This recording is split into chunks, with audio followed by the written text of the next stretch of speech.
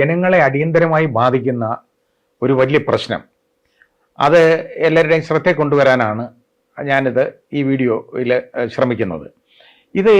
ഈ പ്രശ്നം ഉയർന്നു വന്നിട്ടുണ്ടെങ്കിലും അത് ചില രാഷ്ട്രീയ നേതാക്കളൊക്കെ അത് ഉയർത്തിയിട്ടുണ്ടെങ്കിലും അത് ജനങ്ങളിൽ വലിയൊരു പ്രതികരണമൊന്നും ഉണ്ടാക്കുന്നതായിട്ട് കാണുന്നില്ല. അത് നമ്മുടെ പ്രതികരണ ശേഷിയുടെ കുറവാണ്. കാരണം നമ്മൾ ഏറ്റവും വലിയ ഒരു അഴിമതിക്ക് നമ്മൾ അടിമകളായിട്ട് മാറാൻ പോവുകയാണ്. അതാണ് സംഭവിക്കാൻ പോകുന്നത്. അതിൻ്റെ കാരണം, നമുക്ക് നമ്മുടെ ഇലക്ട്രിസിറ്റി അത് ഈ പാവങ്ങളുടെ പോക്കറ്റ് കൊള്ളയടിക്കുകയാണ് ഇലക്ട്രിസിറ്റി ബോർഡ് എന്നൊരു ആരോപണമുണ്ട് പലപ്പോഴും. കാര്യം വലിയ പണക്കാരെന്നൊക്കെ പറയുന്നവർക്കും അതിൽ പ്രശ്നമല്ല. അല്ലെങ്കിൽ അതുപോലെ തന്നെ വലിയ ഉദ്യോഗസ്ഥർക്ക് ആണെന്നുണ്ടെങ്കിൽ, ഇപ്പോൾ മന്ത്രിമാർ, ഹൈക്കോടതി ജഡ്ജിമാർ തുടങ്ങിയ ആളുകൾക്കൊക്കെ ആണെന്നുണ്ടെങ്കിൽ, അതേപോലെ മറ്റ് ജുഡീഷ്യൽ ഓഫീസേഴ്സിന് പകുതി കറണ്ട് കിട്ടും, പകുതി കറണ്ട് ചാർജ് കിട്ടും.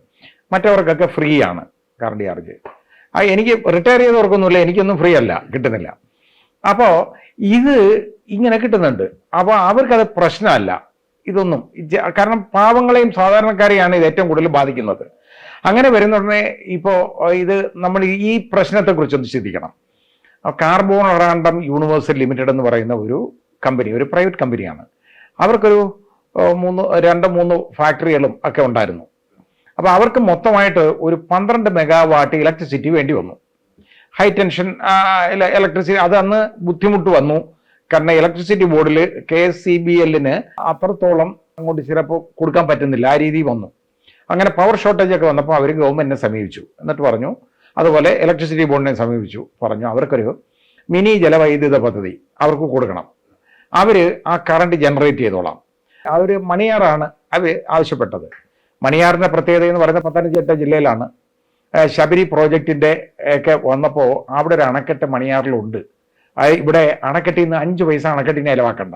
സാധാരണ ഇങ്ങനെ ഉണ്ടാകുമ്പോൾ ഈ അണക്കെട്ടിന്റെ പൈസ കൂടെ ചിലവാക്കണം. അത് കോടിക്കണക്കിന് രൂപ വരും. അത് ചിലവാക്കണ്ട. അങ്ങനെ വന്നു കഴിഞ്ഞപ്പോൾ ആയിട്ട് സംസാരിച്ചിട്ട് KSCBLും ഇവരുമായിട്ടൊരു കരാർ, ഒരു കോൺട്രാക്റ്റിൽ ഏർപ്പെട്ടു ഗവൺമെന്റുമായിട്ട്.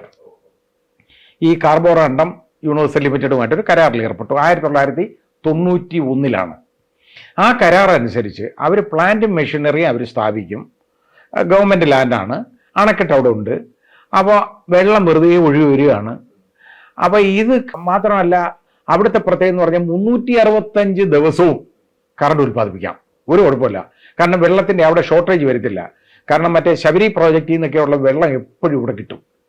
അതുകൊണ്ട് ഒരു ബന്ധപ്പാടും വെള്ളത്തിനില്ല. അങ്ങനെ വന്നു കഴിഞ്ഞപ്പോൾ അവർ പറഞ്ഞു 30 വർഷത്തേക്ക് അവർക്ക് കൊടുക്കണം, അവർ ഫ്രീ ആയിട്ട് ചെയ്യാം.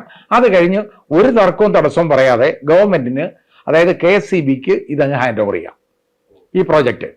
അപ്പോൾ അവർ എന്നിട്ട് അതിനകത്തുള്ള ഒരു കരാറെന്ന് പറയുന്നത്, ഇവരുടെ ഈ ഫാക്ടറികളിലേക്കൊക്കെ ആവശ്യമുള്ള കറണ്ട് അത് ഇതിൽ നിന്ന് എടുക്കണം, ഈ ജനറേറ്റ് ചെയ്യുന്ന കറണ്ടിൽ നിന്ന് എടുക്കണം, ഇലക്ട്രിസിറ്റിയിൽ നിന്ന് എടുക്കണം. ബാക്കി ഇലക്ട്രിസിറ്റി വേണം KSCBക്ക് കൊടുക്കാൻ, ഗ്രിഡിലേക്ക് കൊടുക്കണം. അങ്ങനെ ആദ്യം കരാറായി. അപ്പോൾ ഗ്രിഡിലേക്ക് കൊടുക്കുന്ന വൈദ്യുതിയുടെ വില ഫിക്സ് ചെയ്യണമെന്നും പറഞ്ഞ് ഒരു ചെറിയ തർക്കമൊക്കെ ഉടലെടുത്തപ്പോൾ ഒരു അഡീഷണൽ എഗ്രിമെന്റ്, ഒരു സപ്ലിമെന്ററി എഗ്രിമെന്റ് വീണ്ടും അങ്ങ് എഴുതി. അത് അവരെ സഹായിക്കാനാണ്, നമ്മളെ സഹായിക്കാനൊന്നുമല്ല.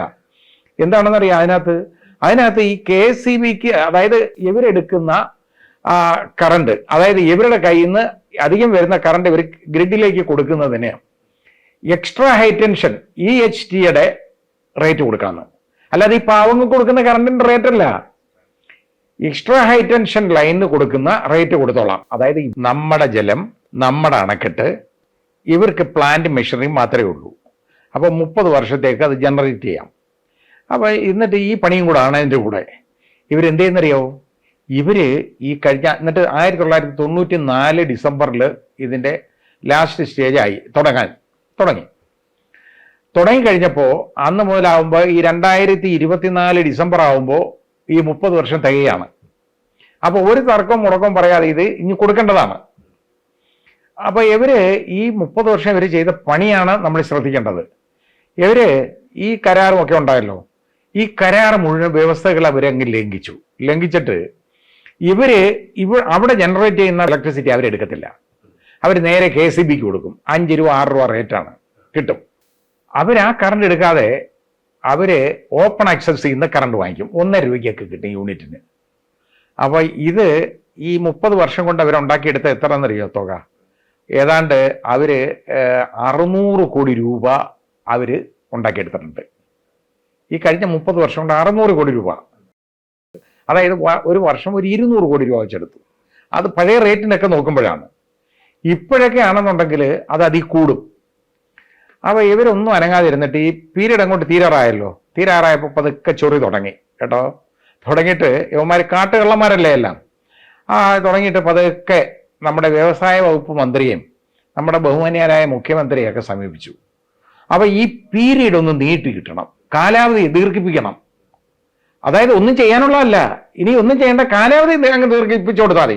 കാരണം ഇവനൊക്കെ ഇഷ്ടം പോലെ കിട്ടിക്കൊണ്ടിരിക്കുകയാണ്. അത് അവന് ഒരു 25 വർഷത്തേക്കൂടെ കിട്ടണം.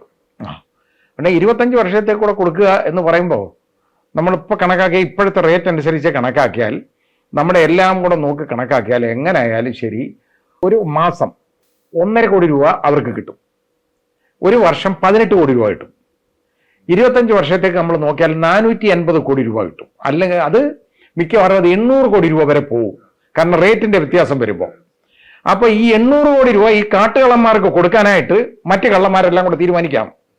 അപ്പൊ ഒന്ന് ആലോചിച്ച് നോക്കണം, എന്ത് മനുഷ്യനെ നമ്മുടെ, അതായത് ഈ ജനങ്ങളെ ഇട്ട് പിഴിയാണ്. ഇലക്ട്രിസിറ്റി ബില്ല് നിങ്ങളൊന്ന് എടുത്ത് നോക്കിക്കോളൂ. അതിനകത്ത് നമുക്ക് ഒരിക്കലും മനസ്സിലാവാത്ത കാര്യം കാണും. അതിനകത്ത് മീറ്ററിന്റെ വാടക, മീറ്ററിന്റെ വില, പിന്നെ ടാക്സ്, പിന്നെ പഴയ ചാർജ്, ഫിക്സഡ് ചാർജ് എന്നൊക്കെ പറഞ്ഞ് ഒരുപാട് കാര്യങ്ങൾ അങ്ങ് എഴുതി വെക്കും. എഴുതി വെച്ചിട്ട് അവസാനം ഒരു ബില്ലടിച്ചു തരും. നമ്മൾ ഈ പാവങ്ങൾ വിട്ടികൾ ഇത് മനസ്സിലാവാതെ ഈ പൈസ അതുപോലെ നമ്മൾ അടച്ചുകൊണ്ടിരിക്കും. നമ്മുടെ കാശ് കൊടുത്ത് വാങ്ങിക്കുന്ന മീറ്ററാണ്, അതിന്റെ വാടകയും കൂടെ നമ്മൾ കൊടുക്കണം. ഇത്രയും ഗതികേടാണ് നമ്മൾക്കുള്ളത്. അന്നേരമാണ് ഒരു കാര്യമില്ലാതെ ഈ കമ്പനിക്ക് ഇതുപോലെ കൊടുക്കാനായിട്ട് വന്നു. അങ്ങനെ വന്നപ്പോൾ KSEB പറഞ്ഞു, KSEBയുടെ ചെയർമാൻ പറഞ്ഞു അങ്ങനെ കൊടുക്കരുത്. മാനേജിംഗ് ഡയറക്ടർ പറഞ്ഞു അത് ഇത് ലാഭകരമായ ഒരു പദ്ധതിയാണ്. KSEBക്ക് കറണ്ട് ബാക്കി അത്രയും കിട്ടുമ്പോൾ ജനങ്ങൾക്ക് ഇത് ഫ്രീ ആയിട്ട് കുറച്ച് കാശ് കുറച്ചു കൊടുക്കാൻ പറ്റും. ഈ കറണ്ട് ചാർജിൽ കുറെ കാശ് കുറച്ചു കൊടുക്കാൻ പറ്റും എന്ന് പറഞ്ഞു കൊടുത്തു. അപ്പൊ അതൊന്നും സമ്മതിക്കാതിരുന്നിട്ട് ഓരോ മീറ്റിംഗ് ആണ് നടത്തുന്നത്. വ്യവസായ വകുപ്പ് മന്ത്രി മുഖ്യമന്ത്രിയും അങ്ങ് ഏറ്റെടുത്തതിന് ശേഷം ഇത് ഈ ഇലക്ട്രിസിറ്റി മന്ത്രിക്ക് ഇത് ഈ കാര്യമൊന്നുമില്ല. ഇലക്ട്രിസിറ്റി മന്ത്രിയെ എടുത്ത് ചുരുട്ടി കൂട്ടി ഒരു മൂലയിലോട്ട് കളഞ്ഞ് എന്നിട്ട് ബാക്കി ഉള്ള പരിപാടിയാണ് നടത്തുന്നത്. എന്നിട്ട് തീരുമാനം എടുക്കുകയാണ്. തീരുമാനം എന്ന് പറഞ്ഞാൽ എന്താണെന്നറിയോ? ഇത്രയും വലിയൊരു തീരുമാനം, അതായത് 800 കോടി രൂപ ഈ വരുന്ന 25 വർഷം കൊണ്ട് കേരളത്തിൽ ജനങ്ങളെ കൊള്ളയടിക്കാനുള്ള ഒരു ഇടപാടിന് നമ്മുടെ ബഹുമാന്യനായ മുഖ്യമന്ത്രി നടത്തിയ മീറ്റിംഗ് ഉണ്ടല്ലോ, 20 മിനിറ്റാണ്. അത്രയും മതി. കാര്യം അത് പ്രശ്നമില്ല, 20 മിനിറ്റ് ധാരാളം മതിയല്ലോ. ഈ രീതിയിലാണ് നമ്മുടെ കാര്യങ്ങളുടെ പോക്ക്. എന്തറിയോ, ഇവരൊക്കെ എതിർത്തു. ഇലക്ട്രിസിറ്റി മന്ത്രി ഹെൽപ്ലെസ് ആണ്. അദ്ദേഹം ആളുകളടുത്ത് പറഞ്ഞ വാർത്തയാണ് ഞാൻ ഈ പറഞ്ഞത്. ഞാൻ ഹെൽപ്ലെസ് ആണ്, ഹെൽപ്ലെസ് ആണ്, അദ്ദേഹം ഹെൽപ്ലെസ് ആണ്. അപ്പോൾ ഇത് കഴിഞ്ഞിട്ട് ഉടനെ പറഞ്ഞു, ഇങ്ങനെ തർക്കമൊക്കെ വന്നു കഴിഞ്ഞപ്പോൾ പറഞ്ഞു, അതായത് ഇവർ ചോദിക്കുന്നത് എന്താണെന്നറിയോ, കാർബോറണ്ടൻ യൂണിവേഴ്സൽ ലിമിറ്റഡിന് അവർക്ക് 2018-ലും 2019-ലും വെള്ളപ്പൊക്കം വന്ന് നഷ്ടമുണ്ടായി. വെള്ളത്തിൽ നിന്ന് കറണ്ട് ഉൽപ്പാദിപ്പിക്കുന്നവർക്കാണ് വെള്ളപ്പൊക്കം വന്ന് നഷ്ടം ഉണ്ടായത്. അവർക്ക് ഏതാണ്ടൊക്കെ ഇൻസ്റ്റലേഷനൊക്കെ വേണ്ടി വന്നു, കുറെ അങ്ങനെ ചെയ്യേണ്ടതായിട്ട് വന്നു, ഇങ്ങനെ ചെയ്യേണ്ടതായിട്ട് വന്നു. എന്തെങ്കിലും ഒരു ഇൻസ്റ്റലേഷൻ അധികമായിട്ട് ചെയ്യണമെങ്കിൽ ആ കരാർ അനുസരിച്ച് KSEBയുടെ മുൻകൂർ അനുവാദം വാങ്ങാതെ ഒന്നും ചെയ്യാൻ ഒക്കത്തില്ല. ഒരനുവാദവും വാങ്ങിയിട്ടില്ല, ഒന്നും ചെയ്തിട്ടില്ല. അവന്മാര് ഉള്ള കറണ്ട് മുഴുവൻ എടുത്ത് അന്ന് കൂടുതലായിട്ട് കറണ്ട് ഉൽപ്പാദിപ്പിച്ച് അതൊക്കെ ഗ്രിഡിൽ കൊടുത്ത് അത് മുഴുവൻ പണമാക്കി. ഞാൻ ഈ പറഞ്ഞ കണക്കിനേക്കാൾ കൂടുതൽ പണമുണ്ട്. അപ്പൊ ഇതെല്ലാം കഴിഞ്ഞിട്ടാണ് ഇത്രയും വലിയ കള്ളത്തരം വിളിച്ചു പറഞ്ഞുകൊണ്ട് എന്നിട്ട് ഒരു ഡേറ്റയും ഇതിന് കൊടുത്തിട്ടില്ല.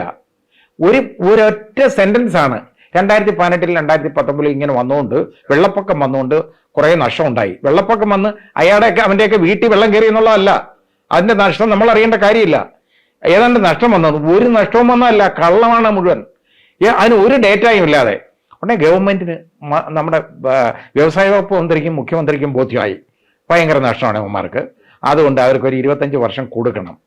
ഇനി അതുകൊണ്ട് എന്താ, അത് കൊടുക്കുന്നതിന്റെ ടേംസ് ആൻഡ് കണ്ടീഷൻസ് തീരുമാനിക്കാനായിട്ട് ഒരു KSEBന്ന് കുറെ ആളുകളെ എടുത്തു വെച്ചിട്ടുണ്ട്. അത് കൊടുക്കണ്ടെന്നുള്ളത് മാറ്റി അത് കൊടുക്കാൻ തീരുമാനിച്ചു. എന്നിട്ട് അതിന് മുഖ്യമന്ത്രി പറയുന്നത് എന്തെന്നറിയോ? അതിന് നമ്മുടെ മാധ്യമങ്ങളിൽ വന്നതാണ്. അതായത് ഇങ്ങനെ വ്യവസായങ്ങൾ കൊണ്ടുവരാൻ കുറെ വിട്ടുവീഴ്ചകൾ ചെയ്യേണ്ടതായിട്ട് വരുമെന്ന്. വിട്ടുവീഴ്ച, പോക്കറ്റിൽ നിന്ന് പണമുണ്ട് അദ്ദേഹത്തിന് ഉണ്ടെങ്കിൽ എടുത്ത് കൊടുക്കട്ടെ, അദ്ദേഹത്തിന്റെ തറവാട്ട് വക ഉണ്ടെങ്കിൽ എടുത്ത് കൊടുക്കട്ടെ വിട്ടുവീഴ്ചയ്ക്ക് ഒരാൾക്ക്. കേരളത്തിൽ എന്റെ ഉൾപ്പെടെ ഉള്ള പണം എടുത്ത് വിട്ടുവീഴ്ച ചെയ്യണ്ട, കൊടുക്കണ്ട. മാത്രമല്ല ഈ കള്ളന്മാർക്കാണ് വിട്ടുവീഴ്ച ചെയ്ത് കൊടുക്കേണ്ടത്. അത് ഈ വിട്ടുവീഴ്ചയുടെ കാര്യം എന്തുവാന്ന് നമുക്ക് മനസ്സിലാവാതെ ജനങ്ങൾക്ക് ചിന്തിച്ചാൽ അറിയാമല്ലോ. വിട്ടുവീഴ്ച 800 കോടി രൂപ അവർക്ക് കിട്ടാൻ പോകുന്നു. അപ്പൊ വിട്ടുവീഴ്ച എന്തോ ആയിരിക്കും നമുക്കറിയാമല്ലോ. അതാണ് വിട്ടുവീഴ്ച. ഇതിന്റെ അവന്മാരെ ഒരു 3-4 ഫാക്ടറികൾ അവരുടെ അടച്ചുപോയി കഴിഞ്ഞപ്പോൾ അവര് കറണ്ട് അങ്ങനെയാണ്, അവർക്ക് 12 മെഗാവാട്ട് വേണ്ട, ബാക്കി മൊത്തം അവരൊന്നും എടുക്കാതെ ഓപ്പൺ ആക്സസിൽ നിന്ന് കറണ്ടും എടുത്തുകൊണ്ട് ഇലക്ട്രിസിറ്റി എടുത്തുകൊണ്ട് അവര് മുഴുവൻ KCBക്ക് കൊടുത്ത് പണം വാങ്ങിച്ചിടുകയാണ്. അവർക്ക് പണം വാങ്ങുന്ന ജോലി മാത്രമേ ഉള്ളൂ, ഒന്നും ചെയ്യണ്ട. ഒരു പ്രോജക്റ്റ് ഇതുപോലുള്ള ഒരു ജലവൈദ്യുത പദ്ധതി എന്ന് പറയുന്നത് ഒരു പണിയില്ലാതെ, ഒരു മേജർ മെയിൻ്റനൻസും ഇല്ലാതെ 60 വർഷം ഓടിക്കാം. അതുകൊണ്ട് ഇവർ 25 വർഷം ചോദിക്കുന്നത് എന്തെന്നറിയോ? 5 പൈസ ചിലവന്മാർക്കില്ല. 25 വർഷം കഴിഞ്ഞാൽ ഇത് കൊടുത്ത് അങ്ങ് കളഞ്ഞിട്ട് പോവാം, കുഴപ്പമില്ല. അപ്പോഴത്തേക്ക് അതെല്ലാം തേഞ്ഞൊക്കെ നാശമായിക്കോളും. പിന്നെ പുതിയതായിട്ട് മെഷീനറിയൊക്കെ വേണ്ടി വരും.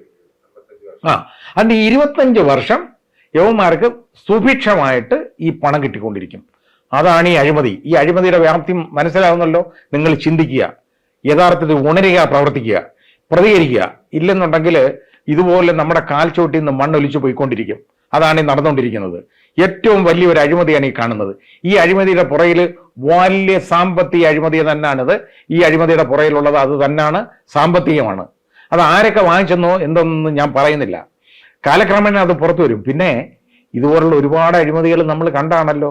CMRLന്റെ കാര്യം നമ്മൾ കണ്ടു, കരിമണല് ഇതുപോലെ നമ്മൾ കണ്ടതാണ്. വേറെ ഇതുപോലെ എത്ര എണ്ണമാണ്. ഇതൊന്നും ശ്രദ്ധിക്കാനൊന്നും ആർക്കും സമയമില്ല.